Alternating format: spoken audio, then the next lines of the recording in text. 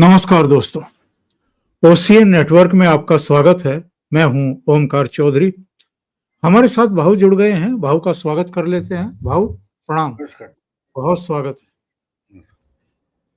भाऊ, ऐसा लगता है प्रधानमंत्री नरेंद्र मोदी ने बिहार चुनाव के दौरान जो गमछा लहराया था, उसकी कीर्ति पताका तो अब बहुत दूर दूर तक चली गई है। पिछले दिनों कोयम्बटूर में पहुंचे तो वहां बहुत सारे लोग, जब वो मंच पर पहुंचे तो गमछा लहरा करके उनका अभिनंदन कर रहे थे, उनका स्वागत कर रहे थे। अभी ये योगेंद्र यादव पिछले दिनों कह रहे थे कि नहीं नहीं, वो बिहार में जो कुछ हो गया वो हो गया, उसका कोई असर आगे आने वाले विधानसभा चुनाव पर दिखाई नहीं देगा। तो ये जमीन से टूटे हुए लोग हैं, समाज से टूटे हुए लोग हैं, ये अपने ही बबल में रहते हैं। एक होता है ना कि आप हमेशा झूठ बोलते रहो, झूठ बोलते रहो, झूठ बोलते रहो। 3 बार, 4 बार, 5 बार लोग फंसते हैं, कुछ लोग 10 बार फंसते हैं, लेकिन आहिस्ता-आहिस्ता लोगों को पता चलता है ये सरासर झूठा आदमी है, इस पर भरोसा बिल्कुल मत करो। लेकिन बार-बार झूठ बोलने से एक बात हो जाती है कि ये खुद के झूठ पर विश्वास करने लगते हैं, यानी खुद को ही फंसाने लगते हैं। तो मेरा ख्याल है कि योगेंद्र यादव जैसे लोग भ्रम में जीना चाहते हैं, तो उनको वहां से निकालेगा कौन? उनको खुद को निकलना पड़ेगा।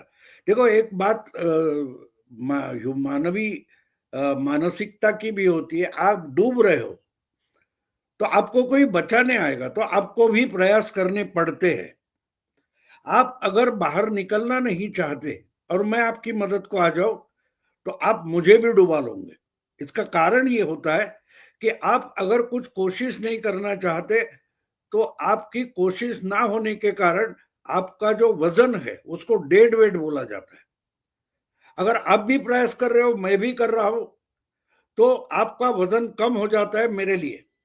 लेकिन आप अगर डेड वेट बन जाते हो, तो ये लोग जैसे एक तरीके से डेड वेट बन गए, वो भ्रम से निकलना नहीं चाहते।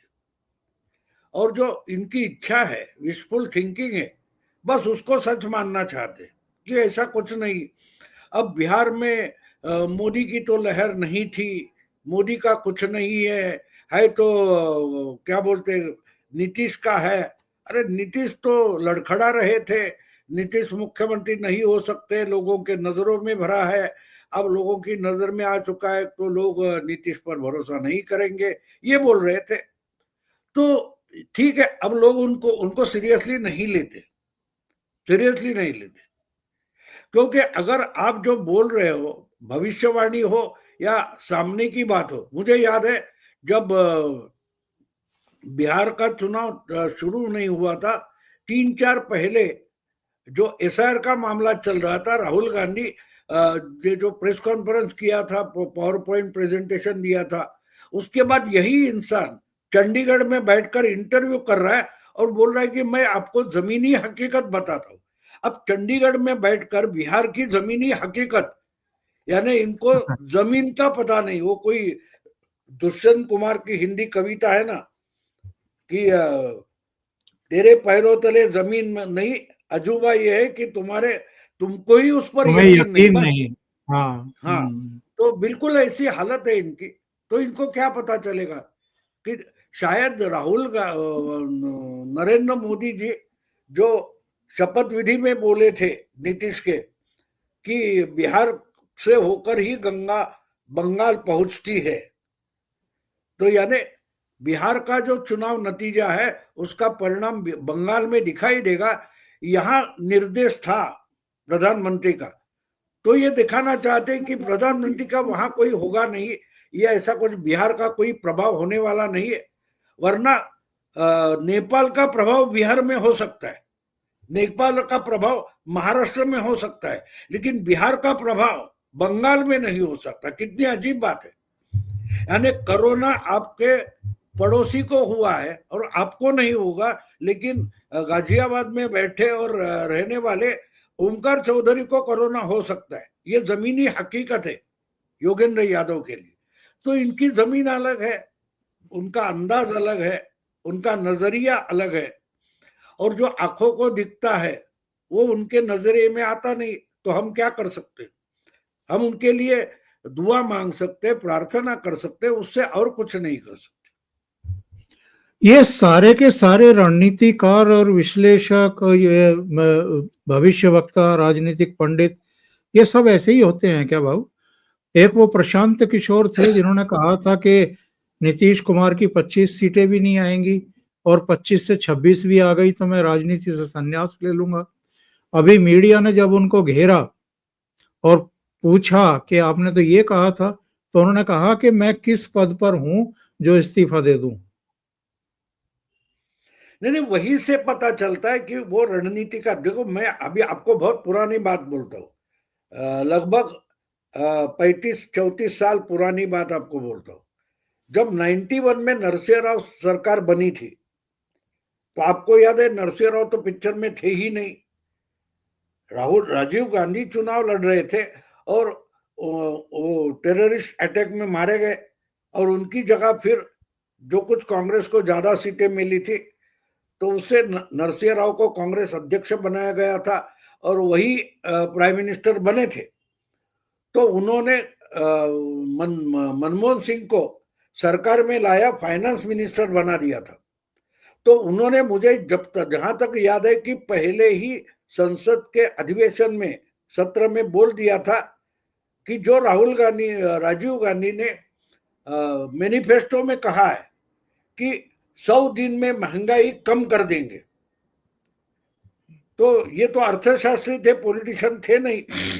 उन्होंने बोला मैनिफेस्टो में बोलना अलग बात है, लेकिन फैक्चुअली ये इम्पॉसिबल है, ऐसा हो नहीं सकता कि हम 100 दिन में महंगाई नीचे ला सकते।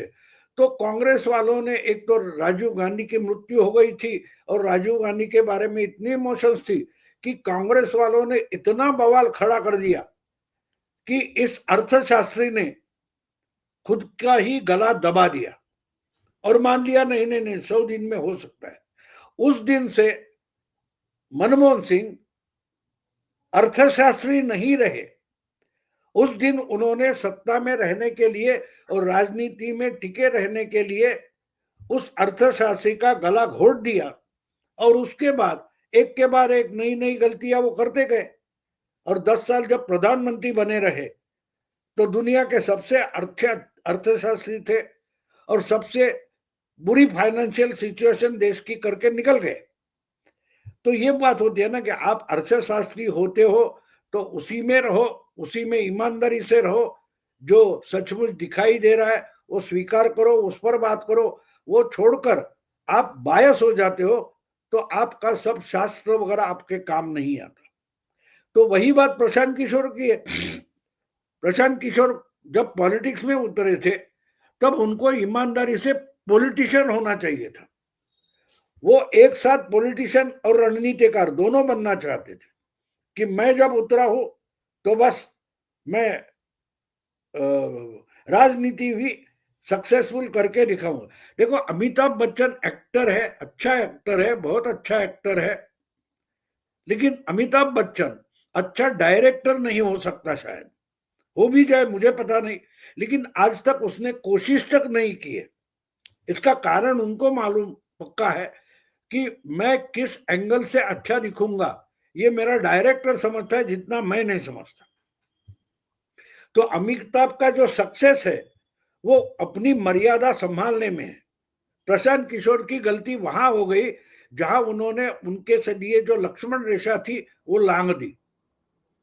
वो खुद पॉलिटिशियन बनने निकले। अगर मैंने इतने चीफ मिनिस्टर को जिता कर दिखाया तो मैं ही चीफ मिनिस्टर क्यों नहीं बन जाऊं, और वही गलती हो गई।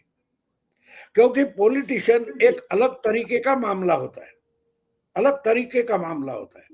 आपको उस मोल्ड में जाना पड़ेगा, उसका ट्रेनिंग लेना पड़ेगा। एक अच्छा क्रिकेटर एक अच्छा पॉलिटिशियन नहीं बन सकता। हाँ, उसके लिए प्रयास है, वो करे तो शायद हो सकता है, मैं ना नहीं बोल रहा हूँ।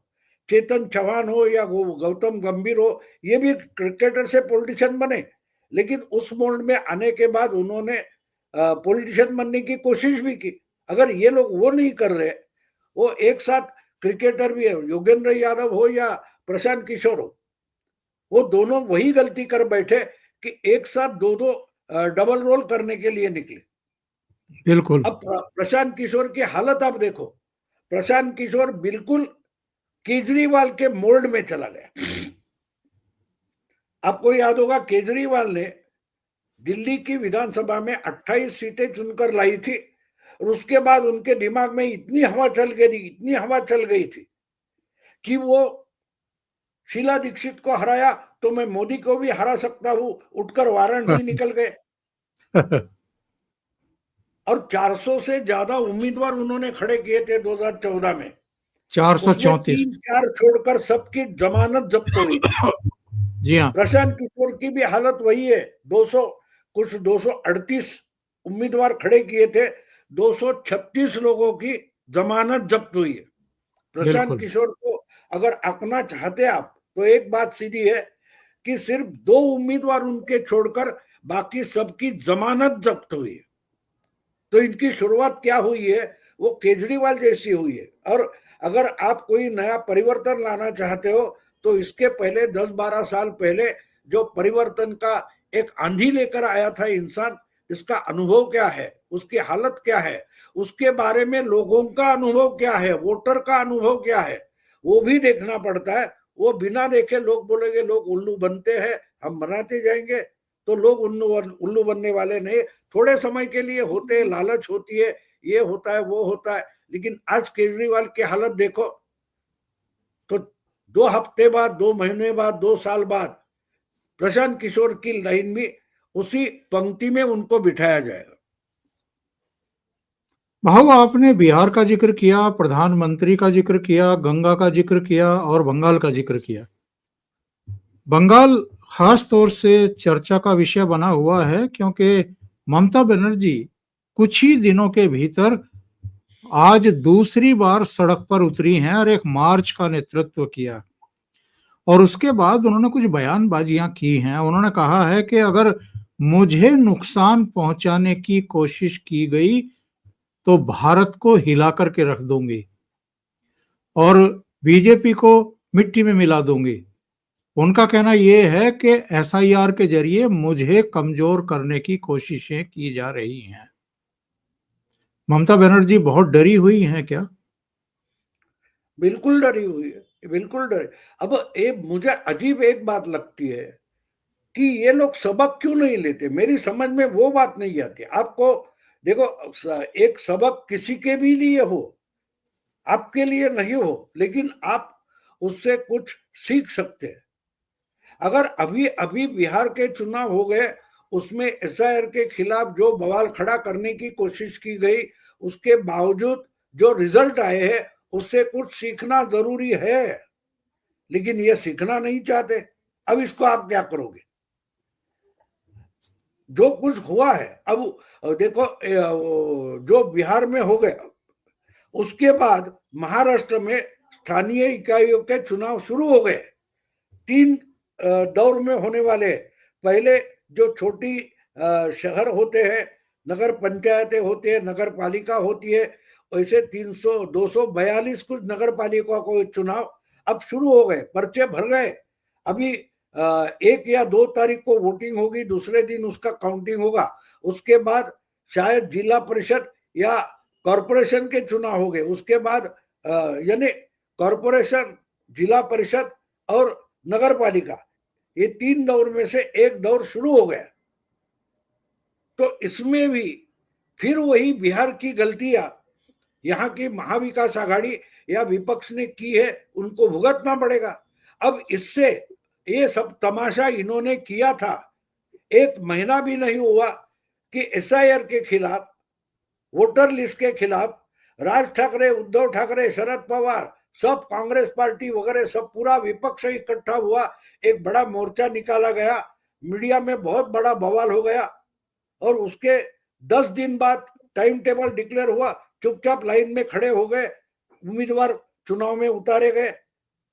तो बात यह है कि ये सब आंदोलन करने में समय खराब करने के बजाय आपका जो कोई वोटर है वो लिस्ट में है कि नहीं ढूंढो, अगर नहीं है तो उसका नाम लिस्ट में आए, इसके लिए तो लिस्ट का क्या बोलते रिवीजन चल रहा है, उसमें नाम डाल दो। आपका वोटर आप बचा सकते हो, कोई हटा नहीं सकता। अगर आपका वोटर सच्चा है, जेन्युइन है, तो उसका नाम नहीं हटाया जा सकता। अगर वो फैला हुआ बिखरा हुआ आपका वोटर है, उसको आज आपके आंदोलन की जरूरत नहीं है। आपके कार्यकर्ताओं ने उनकी मदद को जाकर वोटर लिस्ट, बीएलओ जो भी कुछ है उसको पकड़कर अपना पार्टी के जो वोटर है वो लिस्ट में रहे, इसके लिए प्रयास करने चाहिए, जिस पर चर्चा तक बीजेपी नहीं कर रही है। लेकिन पूरे बंगाल में बिहार के कार्यकर्ता हर बीएलओ को पकड़कर अपने वोटर का नाम लिस्ट में रहे, इसके लिए प्रयास कर रहे हैं। और आप क्या कर रही है, आप वो काम करने के बजाय उन कार्यकर्ताओं को मोर्चे में, रैली में लाकर खड़ा कर रही हो, और अपने ही वोटर का नाम अगर गलती से भी कट जाने वाला है तो आप उस पर तकरार भी करने के लिए नहीं कर रहे हो, ना कि प्रयास कर रहे हो। तो बात साफ है, ये अपने ही क्या बोलते हैं, हार की तैयारियां कर रहे हैं। और धमकियां देना तो छोड़ो, ये धमकियां राहुल गांधी ने दी थी, तेजस्वी यादव ने दी थी, राज ठाकरे, उद्धव ठाकरे, शरद पवार ने दी थी। क्या हो गया? कुछ नहीं हुआ, कुछ नहीं हुआ। तो बंगाल में भी कुछ नहीं होगा। हाँ, शासन व्यवस्था आपके हाथ में है, इसके जरिए अगर आप कुछ हिंसा वगैरह करना चाहोगी तो उसका बंदोबस्त होगा। एक दिन में एक फतवा निकलेगा और राष्ट्रपति शासन जारी होगा, और इसकी वार्निंग भी चुनाव आयोग ने दी है। और चुनाव आयोग का जो बड़ा व्यापक अधिकार है उस पर पहले ही सुप्रीम कोर्ट ने मुहर लगा दी है। तो शायद ममता गलत राह पर चल पड़ी है, और दूसरी बात, वो जुआ खेलना चाहती है। भाऊ, इन्होंने जो बयान दिए हैं उनमें से एक आध बयान मैं आपको पढ़ के सुनाता हूं, इससे क्या मैसेज आप देख रहे हैं कि देना चाहती हैं और किसे देना चाहती हैं। जैसे इन्होंने कहा कि अगर एसआईआर का मकसद अवैध बांग्लादेशियों को हटाना है तो बीजेपी शासित राज्यों में एसआईआर क्यों कराया जा रहा है? क्या बीजेपी ये स्वीकार कर रही है कि उसके डबल इंजन वाले राज्यों में भी घुसपैठिए मौजूद है? अगर बांग्लादेशी समस्या है तो आप मध्य प्रदेश, उत्तर प्रदेश में एसआईआर क्यों चला रहे? फिर ये आगे कहती हैं, एक बार एसआईआर के बाद जो ड्राफ्ट वोटर लिस्ट सामने आएगी, लोग समझ जाएंगे कि चुनाव आयोग और बीजेपी ने कितना बड़ा विनाश किया है। मुझे बांग्लादेश एक देश के रूप में बहुत पसंद है क्योंकि हमारी भाषा एक जैसी है। मैं वीर भूमि से हूं, लेकिन एक दिन वे मुझे बांग्लादेशी कह देंगे। क्या मतलब है इस बात का? क्या बांग्लादेशियों को हटाने के लिए ही एसआईआर किया जा रहा है भाऊ? ये जो भ्रमित कर रही है लोगों को। नहीं, वो भ्रमित कर रही है ऐसा मैं नहीं मानता। ये बौखला गए हैं, उनको समझ में नहीं आ रहा है तो क्या करे। इन्होंने सीए के खिलाफ, एनआरसी के खिलाफ बहुत बहुत गड़बड़ की थी, लेकिन कुछ हुआ नहीं। ठीक है, उसके लिए सरकार ने बैकफुट पर सरकार गई, लेकिन सरकार ने नया तरीका लाया और आपके जड़ पर ही हमला कर दिया है। अब आप क्या करोगे वो करो। आप जो करना चाहते हैं वो सरकार ने, बीजेपी ने रोका नहीं है। आप जो करना है करो। तो चिल्लाने की जरूरत क्या है? क्या अमित शाह हो, नरेंद्र मोदी हो, चुनाव आयोग हो, इन्होंने कोई भी ममता के खिलाफ कोई बयानबाजी की है? बिल्कुल नहीं की है। तो आप क्यों बयानबाजी कर रहे हो? आप डरे हो, आप डरे हो। और जो डरा हुआ होता है वो जोर शोर से बात करता है, आवाज चढ़ाकर बातें करता है, क्योंकि आपके पास कोई मुद्दा है नहीं। इसका ये सबसे बड़ा सबूत है कि आप चिल्ला रहे हो, आप चिल्ला रहे हो। और दूसरी बात है कि और राज्यों में नहीं है, किसने कहा? अगर कोई बंगाल में आता है और बंगाल में है, बंगाली बनकर रहता है, तो मध्य प्रदेश जाएगा, उत्तर प्रदेश जाएगा, तो वहां बांग्लादेशी है, इसका मतलब बांग्लादेश, पश्चिम बंगाल में भी होना रास्ता है, उनको भी निकाल रहे, तुम्हारे है वहां भी निकाल रहे। तो तकरार की जगह कहाँ है? हाँ, एक बात होती कि सिर्फ बंगाल में एसआईआर होता और मध्य प्रदेश उत्तर प्रदेश में नहीं होता तो बात अलग थी। आप ही कबूल कर रहे हो कि आपका सरकार जहां है वैसे ही बीजेपी की सरकार जहां है वहां भी वोटर लिस्ट की सफाई शुरू हो रही है। तो अलग अलग तो किसी को ट्रीटमेंट नहीं दी जा रही है। आपके यहाँ सफाई होगी और मध्य प्रदेश और उत्तर प्रदेश में नहीं होगी क्योंकि बीजेपी सरकार है, ऐसा कुछ हो रहा है? बिल्कुल नहीं। जो रूल आपके लिए लगा है वही तो मध्य प्रदेश उत्तर प्रदेश के लिए लगा है, तो तकरार की क्या जगह है? इनका इनकी अन्याय और नाइंसाफी की व्याख्या डेफिनेशन मेरी समझ में नहीं आती कि मुझे भी चाय पिला रहे हो, ओमकार को भी चाय पिला रहे हो, अभिषेक को भी चाय पिला रहे हो, ये क्या गड़बड़ है? अरे उसमें गड़बड़ क्या है? जो सामने है हर एक को चाय पिलाई जा रही है, कहीं भी पक्षपात नहीं है, कहीं भी बायस नहीं है, तो तकरार किस बात की है? कहना ये है कि आपको आपके राज्य से निकालने हैं तो निकालो। मेरे यहाँ जो बांग्लादेशी है उनको मैंने बिठाया है, यहाँ उनको घर दिया है, उनको पता दिया है, उनको आईडी कार्ड दिया है, उनको वोटर कार्ड दिया है, वो मुझे वोट करते, वो मेरे वोटर कट जाएंगे। तो आप एक तरीके से कबूल कर रही हो कि मेरे पास जो बांग्लादेशी वोटर है वो मेरे वोटर है, लेकिन यूपी और मध्य प्रदेश में जो वोटर बांग्लादेशी छुपकर बने हैं वो तो आपके नहीं है, इसलिए आप उनको निकालोगे तो उनको निकालो, लेकिन मेरे मत निकालो। यही सच्चाई सामने आ जाती है। उनका कहना यह है कि आप निकालोगे वोटर बांग्लादेशी तो आपका नुकसान नहीं है, लेकिन अगर बंगाल से निकाले जाते हैं तो मेरा नुकसान है, क्योंकि मेरी सरकार और मेरी बहुमत बांग्लादेशी वोटर पर टिकी हुई है।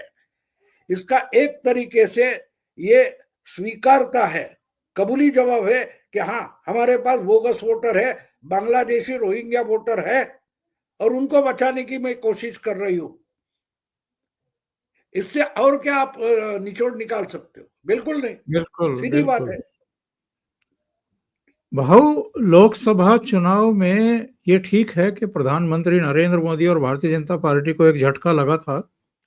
240 सीटों पर वो थम गए थे, 32 सीट दूर रह गए थे इंडिपेंडेंटली बहुमत से। लेकिन उसके बाद जितने राज्यों के चुनाव हुए हैं, 6 के हुए, 4 में 3 में बीजेपी के और 1 में सहयोगी मुख्यमंत्री बन गए। बहुत सारे लोगों के अलग अलग आकलन आ रहे हैं, लेकिन एक बात पर तो सब सहमत है कि प्रधानमंत्री नरेंद्र मोदी की लोकप्रियता एक नए शिखर पर पहुंच गई है, फिर से नए चरम पर है। लोकसभा चुनाव में थोड़ा सा या तो मतदाता भ्रमित हो गए थे, वो अब की बार 400 पार और उसका इन्होंने फायदा उठाया कि संविधान बदल देंगे, आरक्षण छीन लेंगे, उसका नुकसान हो गया। लेकिन जैसे जैसे चुनाव की प्रक्रिया राज्य दर राज्य आगे बढ़ रही है, प्रधानमंत्री की लोकप्रियता एक शिखर पर है। बहुत सारे लोग कहते हैं कि मोदी की आंधी है, कुछ कह रहे हैं कि सुनामी है। उसका भी कहीं ना कहीं इनके दिमाग पर असर है। ये जो ममता बनर्जी जिस तरीके से रिएक्ट कर रही हैं। नहीं, वो क्या एक हिंदी में कहते हैं ना, घर में नहीं दाने अम्मा चलिए भुनाने, ऐसा कुछ बोलते हैं ना आप हिंदी में। बिल्कुल वही बात है। देखो लोकसभा चुनाव में इनको ज्यादा सीटें मिली, ये सच्चाई है, लेकिन अब अगर हम वोटिंग परसेंटेज देखें तो मोदी की लोकप्रियता में घट नहीं हुई थी। हाँ, बीजेपी का बहुत सारा वोटर थोड़ा सा आलसी लिथार्जिक बैठ गया था, इसलिए वोटिंग परसेंटेज में सिर्फ 1 या 1.25% की घट हुई है, लोकप्रियता घटी नहीं है। और जब आपको याद होगा 1 साल पहले से मैं बोल रहा हूं कि लोकसभा का चुनाव आने के बाद मोदी से ज्यादा दुखी है तो हिंदू वोटर दुखी है, क्योंकि वो मोदी को अपना बच्चा मानते हैं और हमने आलस किया और उसका अगर दुष्परिणाम हमारे लिए काम मेहनत करने वाले प्रधानमंत्री पर पड़ा है तो उसका बड़ा पछतावा है और वो पछतावा हर चुनाव में दिखाई देगा। ये मैं लगातार जून 2024 से बोल रहा हूं, हरियाणा हो, महाराष्ट्र हो, दिल्ली हो, बिहार हो, उसमें उसी का ही प्रत्यय आ रहा है। तो लोकप्रियता घटने सा, पॉपुलैरिटी घटने का ये मामला है ही नहीं। गलती से बीजेपी के लोगों ने आलस किया और आपको लॉटरी लग गई। आप मान रहे हो कि ये तो हमारी कर्तव्यगारी है, हमारा पराक्रम है। तो आपका पराक्रम नहीं था। दूसरे की गलती से आपको जो फायदा मिलता है, तो वो देखो, अगर मैं बार बार वो रिपीट करता हूं, 1983 में हमने वर्ल्ड कप जीता था, ये परिणाम था, वेस्ट इंडीज हारी थी, ये सच्चाई थी। उन्होंने गलतियां की, उसका फायदा इंडियन टीम ने उठाया, और इंडियन टीम जो थी वो कम से कम रन पर भी बाजी मार गई। लेकिन असलियत में हम जगत जेता अजेय नहीं थे। ये उनके टीम ने वापस 2 महीने में आकर 6 के 6 वनडे भारतीय टीम को हराया था, क्योंकि उनके गलतियों से वर्ल्ड कप के फाइनल में उनकी हार हुई थी। वैसे ही लोकसभा चुनाव में मोदी जी की सीटें कम हो गई, लेकिन परसेंटेज सिर्फ 1%, 1.25% कम हो गया था। अगर वो फिर से मेहनत करना शुरू कर दे तो 2-3% बढ़ता है, और 2-3% बढ़ने से कितना, आज भी आप बिहार के चुनाव देखो, दोनों में फर्क कितना है। अगर आप बारीकी से देखें तो जो चिराग पासवान लास्ट टाइम इनके खिलाफ था, जेडीयू की सीटें उन्होंने गिराई थी, वो 5-6% इनके साथ आ गया था। और इनसे ही जो बीजेपी के खिलाफ, नीतीश के खिलाफ जो वोटर है 3-3.5%, वो और प्रशांत किशोर लेकर गया। तो वो जो डिफरेंस है 8-9% का डिफरेंस आपको साफ दिखाई दे रहा है। और दूसरी बात ये होती है कि हमारे पास जो चुनाव का तरीका है, फर्स्ट पास द पोस्ट, एक ही चुनाव क्षेत्र में सबसे ज्यादा वोट पाता है वो जीत जाता है, यानी दूसरा बिल्कुल नालायक है, उसका सुपड़ा साफ हो गया, ये बोलना गलत होता है। देखो, चाय, आपके घर में कोई मेहमान आता है, आप उसको चाय देते हो, प्याली में चाय देते हो, प्याली के साथ एक प्लेट होती है। अगर प्याली में 1.5-2 इंच ऊंचाई की जो चाय होती है, वो अगर प्लेट में सॉसर में डाल देते हैं तो ये आधा इंच या 1.25 इंच की ऊंचाई तक जाती है। तो जहां आपके कंसोलिडेटेड वोट है वो सीट निकल आती है।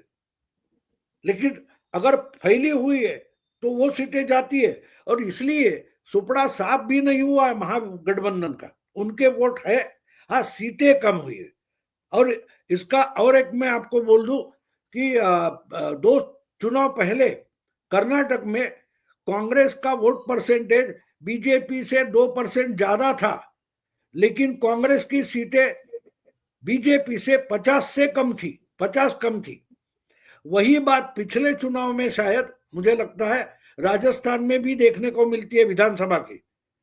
कांग्रेस का वोट परसेंटेज 1% ज्यादा है, लेकिन सीटें बीजेपी की ज्यादा है, क्योंकि जहां कंसोलिडेटेड इकट्ठा वोट बैंक है वहां की सीटें आसानी से निकल आती है, और जहां पतली स्थिति है वहां आपकी सीट आसानी से हार जाती है। तो ये चुनाव के तरीके समझने की बात है। लेकिन लोग क्या करते, जितनी सीटें जीती उस पर ही बात करते हैं, वो ऊपरी ऊपरी बातें होती है, वो सच्चाई नहीं होती। हाँ, भ्रम पैदा करने के लिए उसका इस्तेमाल किया जाता है। एक प्रसिद्ध अंग्रेजी लेखक है, मैं उसका रेफरेंस हमेशा देता हूं, मार्क ट्वेन, अच्छा लेखक था। उसका एक कोट है कि एक सीधा साधा झूठ होता है, एक भयंकर झूठ होता है, लेकिन इन दोनों से अगर भयंकर कोई बात है तो स्टैटिस्टिक्स, यानी उसी स्टैटिस्टिक्स से आप इधर का उधर कर सकते हो, उधर का उधर कर, जीते हुए को हारा हुआ दिखा सकते हो, हारे हुए के जीता हुआ दिखा सकते हो। मैंने जयपुर डायलॉग में बोला था, जब 2014 और 19 के नतीजे आ गए तब यही लोग क्या बोलते थे, अरे बीजेपी को 31%, 31% मिला है तो 69% बीजेपी के खिलाफ है। फिर 38%, 37% मिला तो 62% बीजेपी के खिलाफ है। असलियत वो नहीं थी। और जब 2024 में वही बीजेपी की 37% वोट है तो 63% खिलाफ है, ये बात नहीं करते। मेजॉरिटी चली गई, 300 से 62 सीटें कम हो गई, तब सीटों पर बोलेंगे। तो ये स्टैटिस्टिक्स पर बोलना गलत है, भ्रमित करने के लिए मैं उस पर ज्यादा उसको अहमियत नहीं देता। एक बात साफ है कि लोकसभा में बीजेपी के सपोर्टर्स की गलती थी, इनको लगा कि हमने बाजी मारी है, बाजी मारी नहीं थी, बाजी नहीं मारी थी, सामने वाली की गलती थी, तो आप जीत गए ऐसा दिखाई दे रहा था। बहुत कार्यक्रम के आखिर में जरा एक इस पर भी चर्चा कर लें। 22 जनवरी 2024 प्राण प्रतिष्ठा समारोह में अन्य हस्तियों के साथ साथ आप भी अयोध्या में मौजूद थे। आज मंदिर ने पूर्ण आकार ले लिया है, जो परकोटा के मंदिर बनने थे वो भी सब बन गए हैं और धर्म ध्वजा आज फहरा दी गई।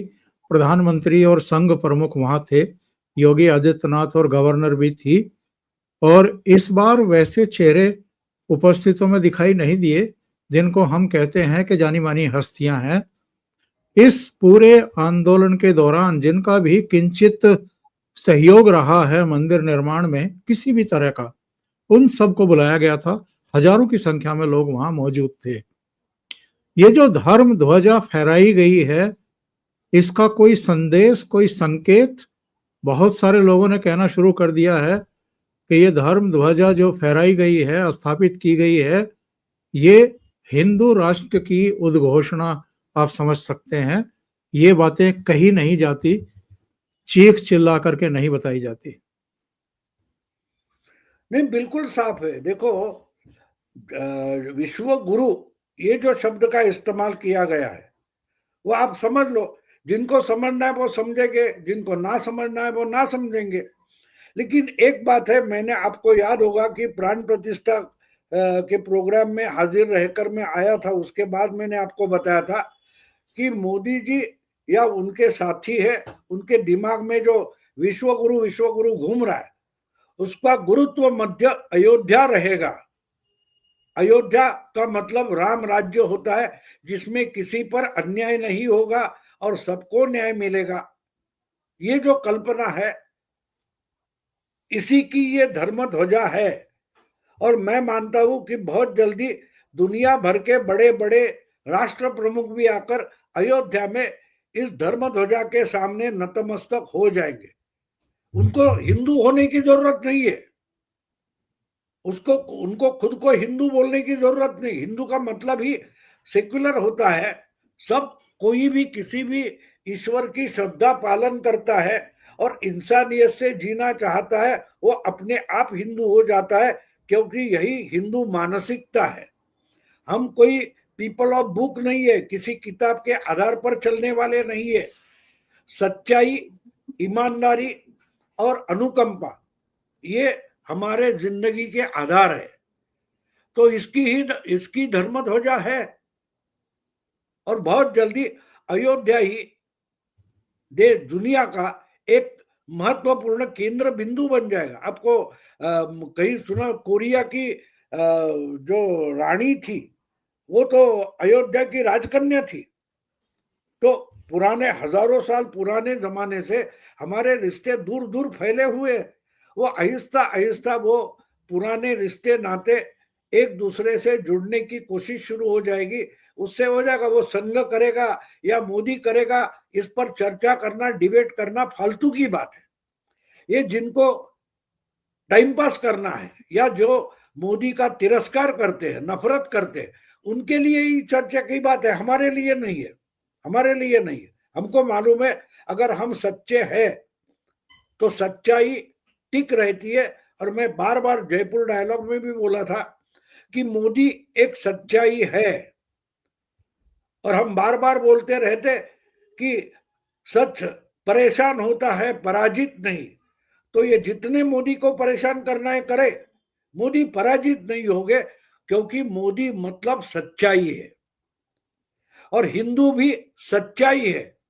वो खत्म नहीं हुई, खत्म ना होगी, क्योंकि सच्चाई खत्म होती ही नहीं, और झूठ का कोई आभास हो लेकिन झूठ कभी तथ्य नहीं होता। ये अगर बात हम समझ ले तो धर्मध्वजा का मतलब आपके समझ में आएगा कि हजारों साल बाद फिर एक बार एक लंबे ऊंचे ध्वजदंड पर एक धर्मध्वजा लहरा रही है और दुनिया को बुला रही है, चलो अब लौट चले। बहुत महत्वपूर्ण बात आपने कही है भाऊ। और चलते चलते जरा इस पर भी एक टिप्पणी भाऊ आपकी, कर्नाटक में हो क्या रहा है ये कांग्रेस के भीतर?